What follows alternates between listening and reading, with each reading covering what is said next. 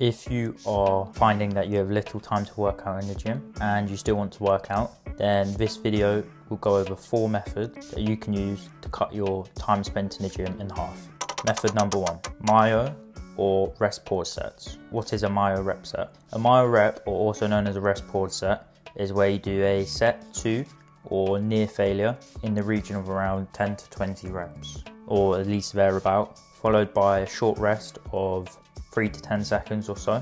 You go again and do another set of around 5 to 10. You can continue doing these with short rests of 5 to 10 seconds until your reps drop below 3 to 5 reps, or you can choose just to do a certain amount. So if you're doing bicep curls, you have 12.5 kgs, do 12.5 for 15, you rest 5 seconds, you do 12.5 for 8, rest 5 seconds, 12.5 for 5, rest 5 seconds, and then on this set you find that you can only do 3 reps, then you stop it there and you don't do any more. You can also stop it whenever you want if you find that do all of them sets, the fatigue will be too high for you to recover from. So you can play around with it. I recommend you start on the lower end and build up more sets, because it's better to undershoot than overshoot, as you can always add but you can't take away because you'll already be fatigued. The reason why myo reps work so well for building muscle and also for saving time is it allows you to do more reps within the set that are closer to failure and allows the muscle to get a higher stimulus in a relatively similar amount of time. This is because the 5 reps leading up to failure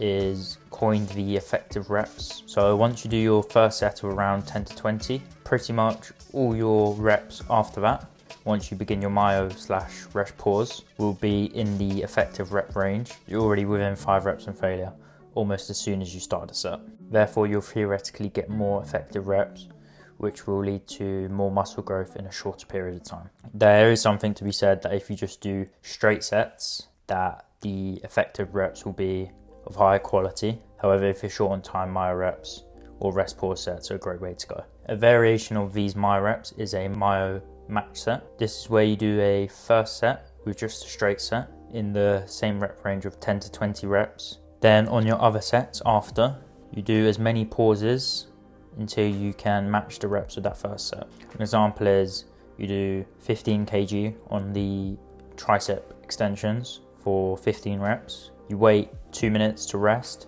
and on your second set, you do 15 kg for 8, rest 5 seconds, 15 kg for another 4, you rest 5 seconds, and then 15 kg for 3. And then that gets you 15, and then you stop the set there. Myo rep/rest pause sets are probably better for more isolation based, as it won't be as fatiguing and it won't drain you for the rest of the session. As also because taking a compound movement such as a squat to failure will burn your cardio and not allow you to actually reach failure with the muscle later on. Method number 2, drop sets. Mechanical drop set. This is where you go to failure or near failure with the muscle, then you change the exercise mechanics to make it easier and you go to failure again.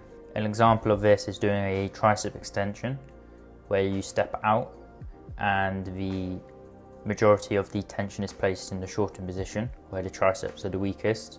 Then once you get to close to failure, you can step in closer to the cable stack so that the hardest part of the movement is in the mid to lengthened position where the muscle is stronger. This allows you to work muscles harder and get more out of one set, as it's sort of like a set and a half as you're extending the set further, which allows you to place more stimulus onto the muscle. A second type of drop set is a low drop set. This is similar to the mechanical drop set, that you're making the exercise easier so you can do more reps, but instead of changing the mechanics, you're simply just lowering the weight. An example of this is if you're doing leg extensions and you've got 70 kg, you do 10 reps to failure, you drop the weight by at least 20%, and without a rest, you go again until you reach failure again. This allows you to extend the set further and gets a higher stimulus on the muscle in a short amount of time. Method number 3, supersets. The first type of superset we'll talk about is alternate supersets, where you train an antagonist, the opposite muscle, or you can do any other muscle apart from the muscle you just trained right after you finish your first exercise with little to no rest. An example of this is you do leg extensions for 10 reps. Without a rest, you jump onto the lying hamstring curls and you do 10 reps on that, something like that. It could be chest press to leg extensions, doesn't matter too much. It's probably better for more isolation exercises that don't place as much stress on the nervous system, as you can actually take the muscle to failure and your cardio won't be the limiting factor.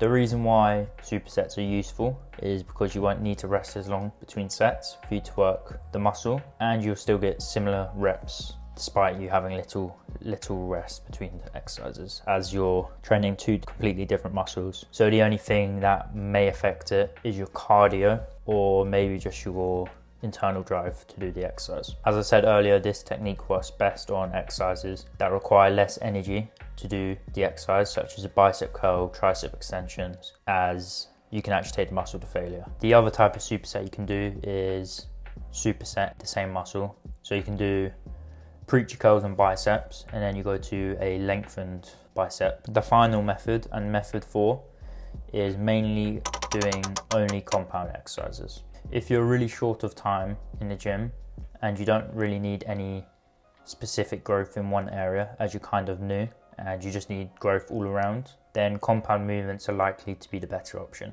And you may want to avoid using isolation movements for the majority of your workout. A compound movement is an exercise that involves more than one joint to do the exercise. An example is any chest press, any squat. The reason why compound movements are probably better for someone who is short on time is because you're able to train more muscles at once and therefore need less exercises to train all the muscles you want to train. There is something to be said that you can do bicep and tricep curls like we just talked about with the other 3 methods, as that would only take 5 minutes to get a complete workout on them muscles. However, if you're doing chest, I wouldn't bother doing any flies, as you may as well just do chest press, as it will save time. And then if you're doing chest press, you can also train the triceps, the front delts, and obviously the chest. So you're training 3 muscles at once instead of doing a fly, a front raise, and a tricep extensions. It will just save a lot of time. Hopefully this video has helped you out and